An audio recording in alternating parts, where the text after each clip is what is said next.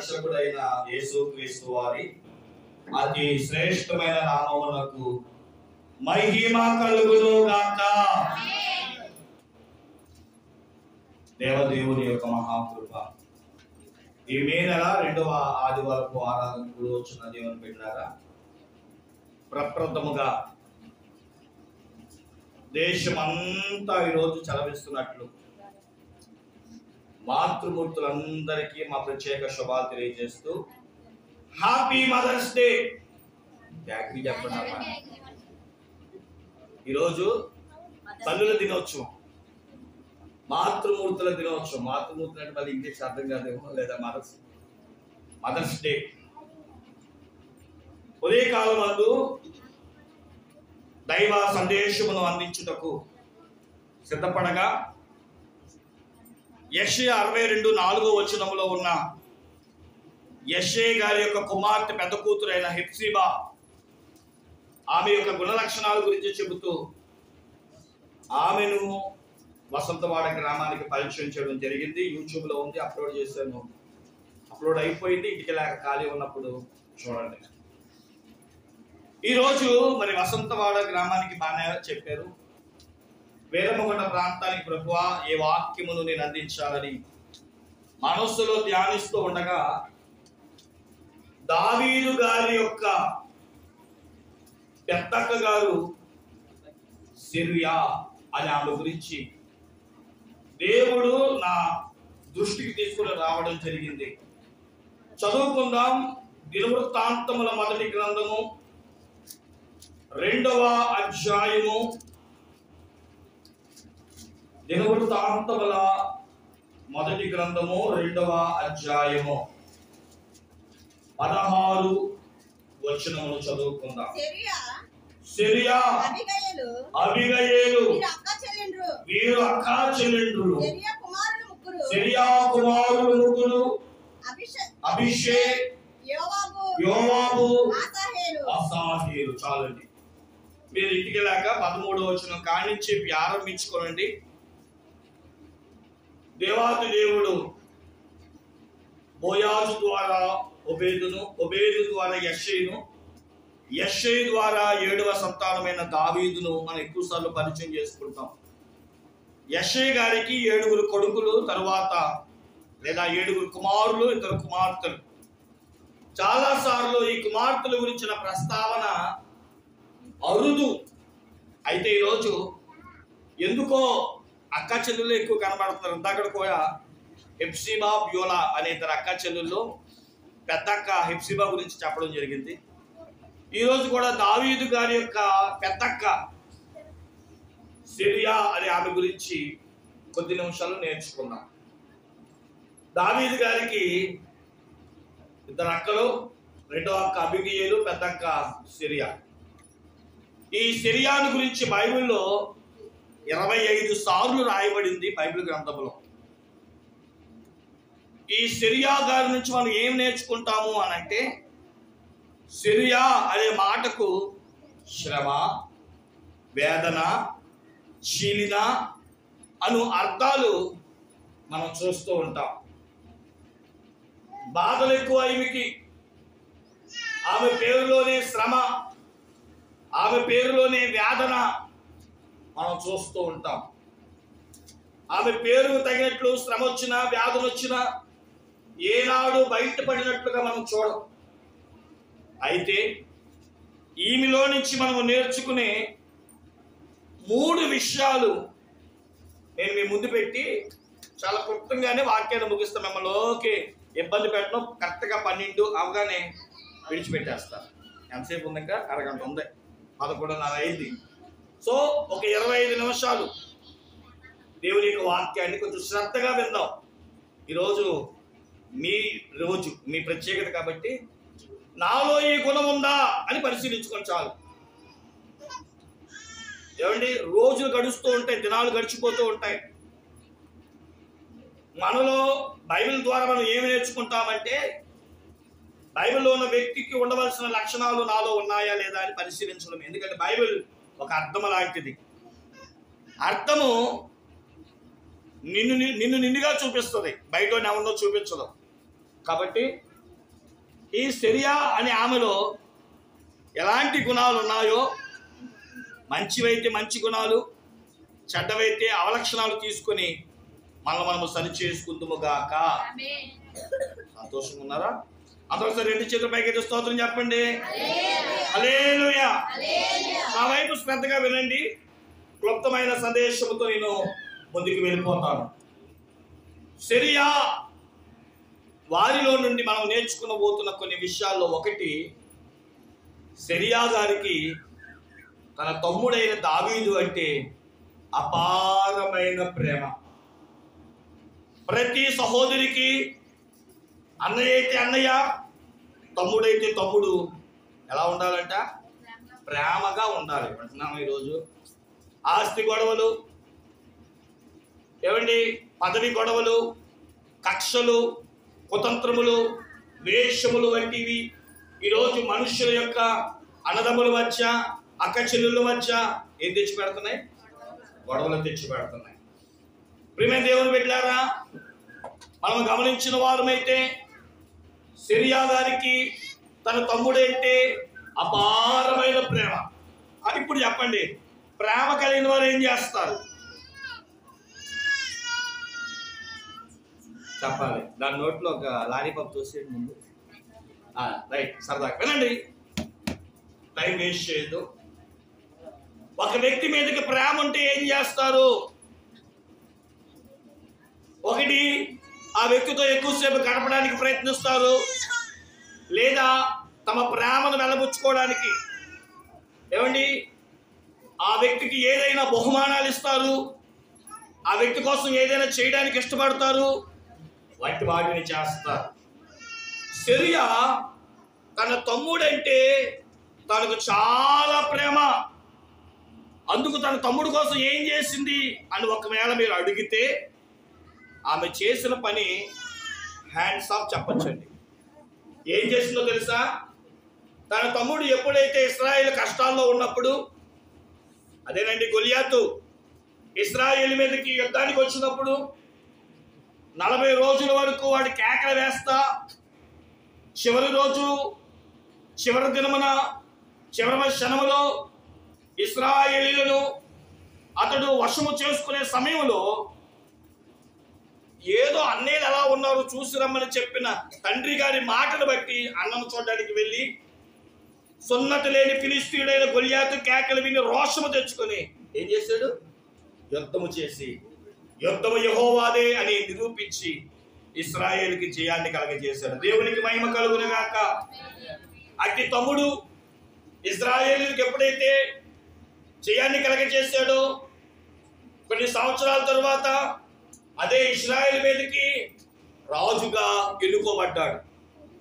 ఎప్పుడైతే రాజుగా ఎన్నుకోబడ్డాడో ఈ సిరియా చేసిన గొప్ప పనేంటో తెలుసా?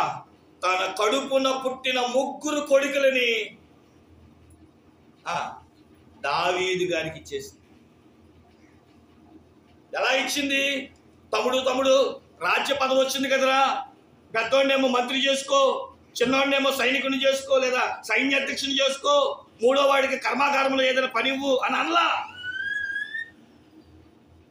దావీదు గారికి సిరియా చేసిన ఆ గొప్ప ప్రేమ ఏంటో తెలుసా? మనం గమనించిన వారమైతే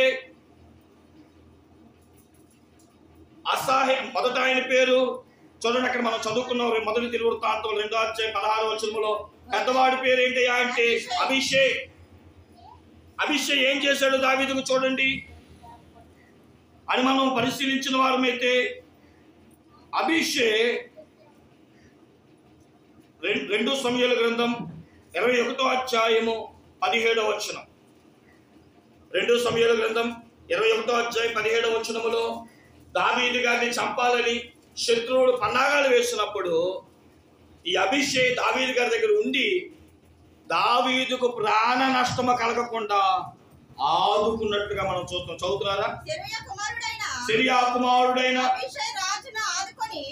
అభిషేక్ రాజును ఆదుకొని ఆ ఫిలిష్తీయుని కొట్టి చంపెను. ఏమండి, ఆదుకున్నాడు. ఏమండి, తన కుమారుడు 3 కూడా అధికారంలో పెట్టాలని ఆలోచన చేయలే. ముగ్గురు కూడా సైన్యములో పెట్టింది. ఒకడినేమో ఆదుకోమని, నా తమ్ముడికి ఏ ప్రాణ నష్టం కలగకుండా చస్తే నువ్వు చావు, అంతేకాని దేశమునకు రాజు నా తమ్ముడు దావీదుని ఏ ప్రాణహాని కాకుండా నువ్వే కాపాడాలి నా కుమారుడు అని చెప్పి పెద్దవాడైన అభిషేనంట ఆదుకోవడానికి నియమించిందంట. రెండవవాడు మోయాబు. 2 సమూయేలు గ్రంథం 23:18 రాజుగారి వెనకాల బాడీ గార్డ్స్ గా బలాఢ్యులుగా ముగ్గురు ఉన్నారు. ఆ ముగ్గురులో ఒకడు ఈ మోవాబు. ఈ మోవాబుకున్న సత్తా ఏంటంటే ఒక్క యుద్ధములో 300 మందిని ఒకేసారి చెప్పగలిగిన బలాఢ్యుడిగా ఉన్నాడు. ఉన్నారా మాట చదవండి. యోవాబు సహోదరుడైన అబీషై తన అనుచరులలో ముఖ్యుడు. ఇతడు ఒక యుద్ధములో 300 మందిని హతము చేసి వారి మీద తన ఈటెను ఆడించెను. కాబట్టి యుద్ధ వీరుడు. ఒక పర్యాయం యుద్ధము చేస్తే ఒక్క దెబ్బకి 300 మందిని చంపగలిగిన యుద్ధ నైపుణ్యము కలిగిన వాడు.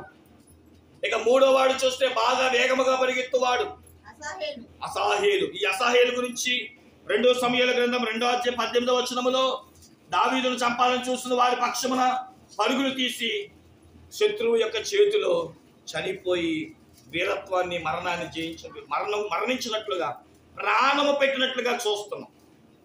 మీరు ఇంటికి ఈ 3 చదువుకోండి. ఇప్పుడు నా వైపు చూడండి.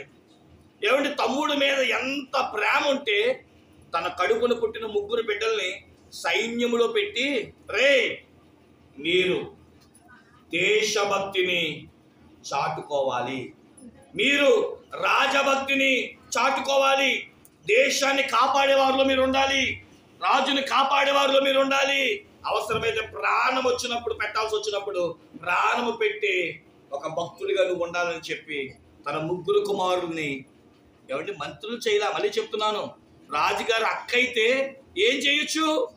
మంత్రి పదవు, సైన్యాధ్యక్ష పదవుల్లో కూర్చోవచ్చు. కానీ పదవి కోరుకోలేదు. తమ బిడ్డలకి రాజుగారి కింద పనిచేసే దేశభక్తులుగాను రాజభక్తులుగాను తమ బిడ్డలు ఉంచిందండి. దేవునికి స్తోత్రం చెప్పండి. ఇక్కడ దావీదు ప్రభువైన యేసుక్రీస్తుకు సాదృశ్యంగా ఉన్నాడు. సిరియా నువ్వు నేనే. దేవుడి నిజంగా ప్రేమిస్తున్నావా అని ఒకవేళ అడిగేవనుకోండి, ఏమంటారు మీరు? ప్రేమిస్తే నువ్వు ఏం చేస్తావు?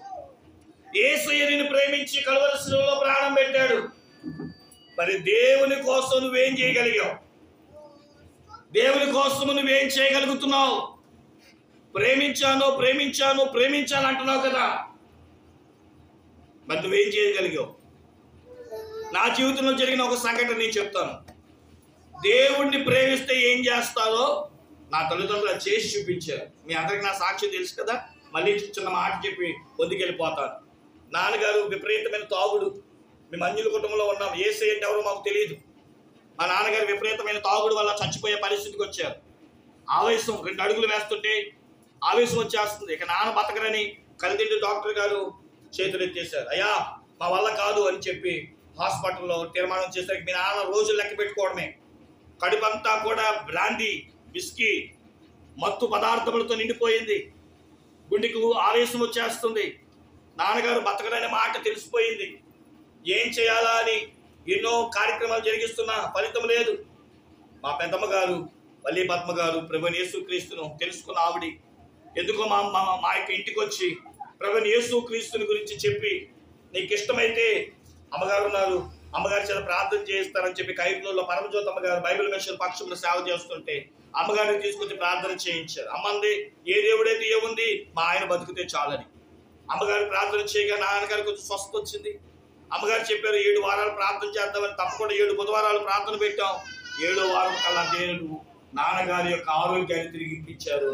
నాన్నగారు నేటికి సజీవులుగా ఉండడానికి దేవుడు కూడా పరిగ్రహించారు. దేవునికి మహిమ కలుగులు గాక. అయితే 2012వ సంవత్సరంలో 2023వ సంవత్సరంలో నాన్నగారికి హార్ట్ అటాక్ రావడం, చనిపోవడం మీ అందరికీ తెలుసు. 2002వ సంవత్సరంలో చనిపోవలసిన వ్యక్తి 21 సంవత్సరాలు దేవుడు పని చేస్తూ నాన్నగారు జీవించారు. ఎందుకు మాట చెప్తున్నాను అంటే ప్రేమ దేవుని బిడ్డలారా, ఎప్పుడైతే నాన్నగారు బతికారో మా నాన్నగారు కృతజ్ఞతాభావంతో ఏం చేశారంటే, దేవుడిని నేను ఎంత ప్రేమిస్తున్నానో దేవుడికి నేను అంతగా సహాయం చేయాలని చెప్పి మా ఇంటిని దేవుని మందిరంగా ఇచ్చేసారు. దేవునికి స్తోత్రం చెప్పండి. హల్లెలూయా. ఏం చేశారమ్మా? ఏం చేశారు? 3 లక్షల రూపాయలు ఆ రోజుల్లో రోడ్డు వారన 3 లక్షల రూపాయల ఇంటిని దేవుని మందిరం అన్నారు. అంతే. ఎందుకు నాన్న అని అడిగితే, అమ్మగారికి సేవ చేయడానికి సంఘం ఉంది కానీ మందిరం లేదంట. మన ఇంటిని దేవ మందిరంగా ఇచ్చేస్తాం. ఇప్పటికీ ఎల్షదాయి ప్రార్థన మందిరంగా పిలువబడుతుంది మేమున్న ఆ గృహం. ఎప్పుడైతే నాన్నగారు అంతగా కృతజ్ఞత చూపించారో మా అమ్మగారు లేచి, నేను కానీ నా బిడ్డ కానీ ఒక మాటను, నీవు సంపాదించావు కాబట్టి నీ సంపాదనకి నువ్వు కృతజ్ఞత భావాన్ని చూపించావు కాబట్టి నేను కూడా ఏదైనా దేవునికి చేయాలని ఉందని చెప్పి మీరు అవకాశం ఇస్తే నా 2 కొడుకులు ప్రభువైన యేసు క్రీస్తు ప్రభు వారిని సువార్త ప్రకటించడానికి, ప్రభువైన యేసు క్రీస్తును తెలుసుకోవడానికి ఆ రోజు వరకు కూడా మాకు యేసయ్య అంటే ఎవరో తెలియదు, ఎవరో చెప్పలా. అలా చెప్పడానికి నా 2 కొడుకుని సేవకు అర్పిస్తాను, నీకు ఇష్టమా అని చెప్పిందండి. తప్పుడు కొడుకు దేవుడు నామాల భయం కలుగుతాం. మా అమ్మ మమ్మల్ని వదిలించుకున్నానా, వదిలేసిందనా, దేవునికి ఇచ్చేసిందనా? ఎన్ని కోరికలు ఉంటాయండి. నాకైతే సూటు బూట్ వేసుకొని, ఏమంటే మెడలో టై కట్టుకొని, షూ వేసుకొని, ఏదైనా ఉద్యోగం చేసి, ఏమండి నా కుటుంబాన్ని పోషించుకోవాలని ఎన్ని కోరికలో. అలా కాకపోతే పోలీసు అవుదామని చెప్పి ఎన్ని ఆశలో. అన్నీ ఏమైపోయి, అమ్మ ఒక్క దెబ్బతో నువ్వు సేవకుడు రా, నువ్వు చేస్తే సేవ చేయి. సేవ చేయడం అంటే అర్థం ఏంటి? సేవ చేస్తే ఎంత సంపాదిస్తావు? ఏమిటి ఈరోజు హైయెస్ట్ రిచెస్ట్ పర్సన్ సేవకుడే కదా, అంతేనా? సేవకుడు కడుపు నిండా భోజనం చేస్తాడా? ప్రశాంతంగా ఉండగలడా? ఏమిటి సేవలో ఎన్ని ఇబ్బందులు. సేవకుడికి 3 కుటుంబాలు ఉంటాయి. ఒకటి సొంత కుటుంబం, సంఘం అనే కుటుంబం, మందిరం అనే కుటుంబం. ఈ 3 కుటుంబాలు ఏమండి ఒక చేతితో లాక్కి రావాలి. సంఘమే ఒక మాట అంటది, పడాలి, తిడతది, తిట్టించుకోవాలి, ప్రకటించబడాలి. ఎన్ని సమస్యలు కదా. ఈరోజు ఏమండి ఇలా అంటున్నానని తప్పు కనుక్కోకండి. మీ అబ్బాయిల్ని, మీ పిల్లల్ని దేవుని సేవకు ఇవ్వడానికి మీరు ఇష్టమేనా? ఎందుకండి నా కొడుకు ఉద్యోగం చేయాలి, సంపాదించాలి అని మనం అనుకుంటామే తప్ప నా కొడుకు సేవ చేయాలి అంతొద్దు. నా కొడుకు ఈ దేశాన్ని కాపాడాలి. మిలిటరీ పంపిస్తావా? పంపించు. ఎందుకంటే మిలిటరీలో ఎప్పుడు ఏం జరిగిందో తెలియదు. మన బిడ్డలకు ప్రాణ నష్టం వస్తుంది కాబట్టి పంపించాం. లేదండి మన బిడ్డల్ని ప్రేమ దేవుని బిడ్డలారా, మరి ఈ ప్రాంతంలో సరిగ్గా ఎవరు రైతుగా జీవించట్లేదు, మన బిడ్డల్ని రైతుగా పంపిద్దామా? ఇష్టపడదు. ఎందుకంటే నేను చెప్పేవన్నీ కూడా ఆస్తి, డబ్బు వస్తే ప్రాణం పోయే పరిస్థితులు. రెండోది రైతు అయితే కష్టమే తప్ప లాభం ఉండదు. కాబట్టి మన బిడ్డలు ఏం చేయాలనుకుంటాం? చెప్పండి. పోలీసుని చేయాలనో, లాయర్ని చేయాలనో, డాక్టర్ని చేయాలనో, మీ భాషలో సాఫ్ట్వేర్ ఇంజనీర్ని చేయాలనో ఇష్టపడతాం. కానీ దేవుడి పని చేయాలి, దేశం కోసం పాటుపడాలి, దేశం కోసం ఏమంటే అన్నదాతగా మారాలి అనుకుంటావా? మళ్ళీ చెప్తున్నాను, ఇలాంటి వాటికి మనం ఇష్టపడం.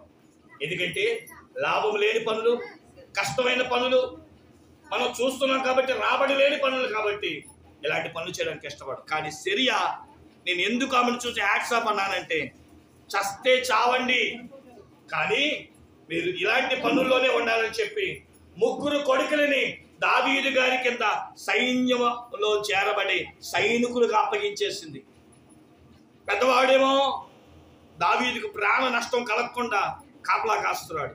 రెండోవాడు దావీదు పక్షం యుద్ధంలోకి వెళ్ళి యుద్ధవీరుడిగా ఉన్నాడు. మూడోవాడు అసలు దావీదు కోసం చచ్చిపోయాడు కూడా. ఈరోజు వాక్యం వింటున్నప్పుడు సహోదరి సహోదరుడు, ప్రేమిస్తున్నాను అని చెప్పడం కాదు, క్రియల్లో చేసి చూపించాలి. సిరియా తమ బిడ్డల్ని, రాజుగారైన దావీదు తన తమ్ముడు అవ్వచ్చు కానీ సైన్య పనిలో అప్పగించింది. తన ప్రేమను చాటుకుంది. తన తమ్ముడికి తాను ప్రేమిస్తున్నాను అని చెప్పడానికి ఇష్టపడింది. ఈ మాటలు వింటుండగా దేవుని కోసం నువ్వేం చేయగలుగుతున్నావు? దేవుని కార్యక్రమాల్లో చేయడానికి, దైవ కార్యక్రమాల్లో కొంచెం చిన్న తక్కువ పనిస్తే అంత అలకో కదా మనకి. దైవ కార్యక్రమాల్లో ఈ పని చేయమ్మా అంటే నేను చూస్తూ ఉన్నాను, కొన్ని ప్రాంతాల్లో నేను గమనిస్తూ ఉన్నాను. అమ్మ రండి పాంప్లెట్లు అంటిద్దామని అంటే ఒక తల్లి నాతో ఉంది, ఇప్పటికి మన వాళ్ళు కాదులేండి, నేను ఫస్ట్ నుంచి ఉన్నప్పుడు అన్ని సంఘంలో నా ఇద్దరు కొడుకులు చదివించింది పాంప్లెట్లు అంటించడానిక, పాంప్లెట్లు పంచడానిక, మీ కింద తిప్పుకోవడానిక, మీ కింద తిరగడానిక? నా కొడుకులు చదువుకునేది నీకోసమా అని చెప్పి మమ్మల్ని అందండి. మా అబ్బాయిలు చదివింది నీ వెనకాల తిరిగి వాల్ పోస్టులు అంటించుకోవడానికి అనుకున్నావే ఏంటి అంది. నేనేం చేయమన్నాను? రామ్మా, సభ జరుగుతుంది అన్నయ్య గారిది, మనం పాంప్లెట్లు అంటించాలి, వాల్ పోస్టులు అంటించాలి అంటే ఆ మాట అన్నానండి. మా అబ్బాయి చదువుకున్నది నీ కింద పని చేయడానిక, ఆ నీచమైన పనులు చేయడానిక? ఈరోజు మన పిల్లలకు మనం అవి నేర్పుతున్నావా? అవి నేర్పట్లేదు కాబట్టి, దైవ కార్యక్రమాలు నేర్పట్లేదు కాబట్టి మన పిల్లలు అభివృద్ధి పొందలేకపోతున్నారు. ఇది దేవుని పని, దైవ పని. అబ్బాయి నువ్వు చెయ్యాలరా అని చేయిస్తే వాడు పెద్ద అయిన తర్వాత కూడా దేవుని కార్యక్రమాలకు ఎంతగానో ప్రోత్సాహకరంగా, ఎంతగానో ఉపయోగకరంగా మారుతారు. మన పిల్లలకి ఎందుకు దీవెన రావట్లేదు అంటే ఒకసారి గుండె మీద చేసుకొని చెప్పండి, నీ పిల్లలు దేవుని మందిరంలో ఏ పని చేస్తున్నారు? ఎన్ని పనులు ఉన్నాయి, ఎన్ని కార్యక్రమాలు ఉన్నాయి. సేవకుడు తన పని చేసుకొని కొట్టుకొని కింద మీద పడి ప్రయాసపడుతున్నాడే కానీ మన పిల్లలు దేవుని పని చేయడానికి ఎందుకు పంపించలేకపోతున్నాం? ఏది దేవుని మీద కృతజ్ఞత? ఏది దేవుణ్ణి ప్రేమించే లక్షణాలు? మీటింగ్ కార్డులు గోపి గారి చేత అందరికి పంపించాను మన ఆదివారం, మీ అందరికి తెలుసు. మీకు తెలియని విషయం ఏంటి అంటే సోమవారం పూట నా గుండె అంతా చాలా ఇబ్బంది పడిపోయింది. కారణం ఏంటంటే అందరికి వెళ్ళిందో లేదో, ఆయన పంచాడు బానే, అందరికీ చేరిందో లేదో అని చెప్పి ఏమండి నా షాప్లో కట్టేసి నేను షాప్ని నా ఫోన్లో నేనే వాయిస్ రికార్డ్ చేసుకొని పలానా దైవ కృపా సువార్త సభలండి, పలానా దైవజనుడు వస్తున్నారండి, పలానా రోజు వస్తున్నాడు అని చెప్పి మైక్ నా ముందు పెట్టుకొని ఈ వీరమగొంట అంతా ప్రతి సందు తిరిగాం. నాతో పాటు కృప కూడా వచ్చాడు. ఎందుకంటే అది బాధ్యత. దేవుని ప్రేమించేవాడు దైవ కార్యక్రమాలు ప్రతి ఒక్కడు పాల్గొవాలి. ఒక మాట చెప్పమంటారా, ఎంత సిగ్గో, కానీ ఇది దేవుని పని. చాలా మంది అన్నారు మీరు అలా చేయబట్టే నలుగురికి తెలిసిందండి. 100 మంది చాలు అనుకున్నా, ఎంతమంది వచ్చారంటే 120 ప్లేట్లు ఎత్తబడ్డాయంట. దేవునికి మహిమ కలుగును గాక. ఎందుకు అంటే సిగ్గుపడకూడదు. ఎక్కడైనా సిగ్గుపడు, ఏ పని చేయడానికి సిగ్గుపడు, కానీ ఏ పని చేయడానికి సిగ్గుపడకూడదండి, దేవుని పని చేయడానికి సిగ్గుపడకూడదు. అందరికీ రాదండి ఆధిక్యత. ఓడవడం అంటే దేవుని మందిరంలో అది అందరికి వచ్చింది అనుకుంటున్నారా? వంట వండడం అంటే అందరికి వచ్చింది అనుకుంటున్నారా? దేవుని పని చేయడం, 7 కుర్చీలు వేయడం అంటే అందరికి వచ్చింది అనుకుంటున్నారా? అందులో ఉన్న ఆశీర్వాదాలు తెలిస్తే మనం ఊరకనే కూర్చోలేము. కాబట్టి ప్రేమ దేవుని బిడ్డలారా, సిరియా తన కుమారులను ఎలాగైతే దావీదు చేతి కింద అప్పగించిందో మనము కూడా మన బిడ్డలను దేవుణ్ణి ప్రేమించు వారైతే రానున్న దినాల్లో దైవ సేవకుల కింద దైవ కార్యక్రమాల్లో మన బిడ్డలను మనము పెంచెదుముగాక. ఏ తప్పు వినబడింది సౌండ్? చెయ్యండి, మీకే ఆశీర్వాదం. ఏ సహోదరి అయితే మా పిల్లల్ని నిన్ను నీ వెనకాల పంపించాలనుకుందో అన్నందో నేను ఆ మాట చెప్పకూడదు, కానీ దేవుడి పనిని శ్రద్ధగా చేయగలిగిన నాడు దేవుడి పని చేస్తే అది దేవుడు ఆశీర్వదిస్తాడు. మేమేమిస్తాం? మీకేమైనా జీతాలు ఇవ్వగలమా? మీరు అనుకోవచ్చు ప్రేమ దేవుని పెట్టారా, దేవుడిని ప్రేమించింది అని చెప్పడానికి సిరియాకున్న 2వ లక్షణం తెలుసా? తన తమ్ముడికి కృతజ్ఞత కలిగి ఉంది. ఏంటి ఆమెకు చూపించిన కృతజ్ఞత? తన బిడ్డలు ఇచ్చేసింది. అయ్యా నా బిడ్డలు ఎలా వాడుకుంటావు వాడుకో, చంపేసుకుంటావో లేదంటే నీ దేశానికి నాయకులుగా పెట్టుకుంటావో పనివారిగా పెట్టుకుంటావో నీ ఇష్టం. మొదలు చెప్తున్నాను, ఆమె తన సహోదరుని ప్రేమించింది. మనము దేవుడిని ప్రేమించాలి. అలా ప్రేమించే వారమైతే మన బిడ్డలు దేవునికి ఇస్తాం. రెండవది, ఆమె కృతజ్ఞత కలిగి ఉంది. ఎంత కృతజ్ఞత అంటే చచ్చిపోయిన తన బిడ్డను సైతం కూడా పట్టించుకోవట్లేదండి. ఆమెకి ఏ ఇబ్బంది లేవనుకుంటున్నారా? ఆమె పేరులో ఉంది శ్రమ, వేదన. అయినా సరే తమ బిడ్డలు దేవుడు పని చేయాలి, దైవ కార్యక్రమాల్లో ఉండాలి. ప్రేమ దేవుని పెట్టారు. దేవునికి కృతజ్ఞత అనేది ఎప్పుడు తెలుస్తుందో తెలుసా? ఆదివారం పూట మనకి ఎంత డబ్బు రానివ్వండి, ఎన్ని కార్యక్రమాలు రానివ్వండి, దేవుడు తర్వాతే ఏదైనా అది దేవునికి కృతజ్ఞత. దేవునికి మనం ఏం చేయగలం అని అంటే మనం జోబిలోంచి తీయక్కర్లా. పాట పాడతాం కదా, సమర్పణ చెయ్యము దేవునికి నీ దేహము ధనము సమయమున. ఈ 3 పనులు దేవుడు చేయాలి. ఇది దైవ సమయం. 12 అయిపోతుంది అన్ని కార్యక్రమాలు. అయిపోయిన కానీ మనం ఏం చేయాలా? మన పనులు మనం చేసుకోవచ్చు. కానీ ఈ టైం కూడా మనం దొంగలించడం అనేది అది మంచి ఆశీర్వాదం కాదు. ప్రేమ దేవుని బిడ్డలారా, సిరియా తన యొక్క సహోదరుని ప్రేమించడమే కాదు, తమ బిడ్డను ఇచ్చి కృతజ్ఞత చాటుకుంది. నువ్వు మా కోసం యుద్ధం చేసావు, నీ కోసం నా బిడ్డలు యుద్ధం చేస్తారని కృతజ్ఞత చాటుకుంది. ఇక మూడోది క్లుప్తంగా చెప్పేస్తున్నాను, ఆమె ధైర్య సాహసాలు కలిగిన వ్యక్తి అంట. ఏంటంట? ధైర్య సాహసాలు అంటే ఈమెమి యుద్ధం చేయక్కల్లా. ఆమెకి ఎంత సాహసం అంటే, వెళ్ళిన నా కొడుకు వస్తాడో లేదో తెలియదు. ఎవడు యుద్ధానికి వెళ్ళేవాడు క్షేమంగా వస్తాడా? ఎవడు యుద్ధం చేయడం అంటే సామాన్యమైన విషయమా? కొన్నిసార్లు చెయ్యి ఎరిగిద్దో, కాలే తెగిద్దో, మనిషి ఉంటాడో లేదో తెలియదు. ఎంత ధైర్య సాహసాలు అంటే, తమ బిడ్డల్ని దేవునికి, తన తమ్ముడికి ఇస్తూ ప్రేమను చాటుకుంది. అంత మాత్రమే కాదు, ఆమె కృతజ్ఞత చాటుకుంది. మూడోది ధైర్యం చాటుకుంది. కన్నది నీ కోసమే, పెంచింది నీ కోసమే, ప్రయోజకులు చేసింది నీ కోసమే, వాడుకో. నా బిడ్డలు నీ పనిలో వాడబడ్డమే చాలు, అదే ధైర్యం. దేవుడే చూసుకుంటాడు, రాజే చూసుకుంటాడు. అసలు నాకు అనిపిస్తూ ఉంటుంది, రాజుగారు అక్కనుకున్నప్పుడు రాజుగారి దగ్గరికి వెళ్ళి ఎన్ని బతుకులాడొచ్చో. నా కొడుకులు మంత్రి చేయి, పదవునివ్వు, అదివ్వు, ఇది అనొచ్చు. ఆమె ఏమీ అడగల. ఆమెకున్న ధైర్యం ఏం తెలుసా? నీరే నీకు ఇస్తా. ఇవేమీ ఆమె ఆలోచించలా. ఆమె ఆలోచించింది స్వార్థము లేని జీవితం. నా తమ్ముడికి నేను నా బిడ్డలను ఇస్తున్నాను కదా, నాకేమైనా డబ్బు ఇస్తాడేమో, నాకేమైనా అధికారం ఇస్తాడేమో, పదవి ఇస్తాడు, ఇవేమీ చేయలే. అందుకే సిరియా జీవితం ఈరోజు ఎందుకో వీరమ్మగుట్ట ప్రాంతానికి నేను చెబుతూ 4 విషయాలు మీ ముందు పెట్టుకోండి.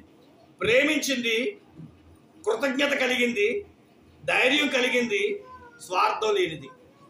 బైబిల్ మనం చదివితే అంత్యకాల సమయంలో అంట 2 తిమోతి 3:1 ఉంటుంది. అంత్య దినములలో చాలా 17 లక్షణాలు ఉన్నాయి. అందులో స్వార్థపూరితులుగా మారతారంటాడు. సిరియా తన దగ్గర ఏదైతే ఉన్నదో, ఏదైతే నా బిడ్డలు ప్రయోజకులు అవుతారో, ఆ రాజైన దావీదు తన తమ్ముడు అవ్వచ్చు, ఎవరైనా కావచ్చు, తన చేతి కింద పనిచేయడానికి ఇష్టపడ్డాడు. నా తమ్ముడి కింద నువ్వు పని చేయడం ఏంటి అని అనుకోలే. బైబిల్ గ్రంథంలో ఎంతమంది లేరండి తమ్ముడి కింద పనిచేసిన వాళ్ళు? మోషే, అహరోన్ పెద్దోడు, కానీ మోషే కింద పనిచేయడానికి వచ్చాడు. సిగ్గుపడవద్దు. దేవుడు పని చేయడానికి సిగ్గు బిడియములు అక్కరకుండా ఈరోజు సిరియాను మనం ముందు పెట్టుకుందాం. తన 3 బిడ్డలను దేశభక్తిని, రాజభక్తిని నేర్పి తన తమ్ముడైన దావీదు మహారాజుకి పనివాడిగా అప్పగించి తన జీవితాన్ని చాటుకుంది. ఈరోజు మరి మనమేం చాటుకుంటామో, ఏమిచ్చి దేవునికి కృతజ్ఞత చెప్తామో, ఏం చేసి దేవునికి మన ప్రేమను చాటుకుంటామో మీకు వదిలేస్తాను. ఎందుకంటే నీకోసం యేసయ్య కలువరి శిలువలో ప్రాణం పెట్టింది. నేనుండి ఏదో కోరుకోవాలని కాదు ఈరోజు ఈ మాటలు చెప్పింది. దేవుడు నిన్ను ప్రేమిస్తుంటే నువ్వు దేవుడి కోసం ఏం చేస్తున్నావు? డబ్బును వదులుకోలేకపోతున్నావు, పదవిని వదులుకోలేకపోతున్నావు, సమయాన్ని వదులుకోలేకపోతున్నావు, అవకాశాలు వదులుకోలేకపోతున్నావు, అధికారాలు అమ్మడానికి ఇష్టపడుతున్నావే తప్ప దేవుడిని ఎందుకు నువ్వు ప్రేమించలేకపోతున్నావేమో. సిరియాని చూసి నేను కూడా అలా జీవించాలనుకుంటే రండి, నీ కోసం నా కోసం ప్రాణం పెట్టిన యేసయ్యకు మన కుటుంబమును మనము నేనున్నాను ప్రభువా అని ప్రభు కోసం గొప్ప యోధులుగా, వీరులుగా ముందుకు సాగిపోయే భాగ్యము దేవాతి దేవుడు అందరికీ అనుగ్రహించును గాక. తల వంచండి, ప్రార్థన చేసుకుందాం.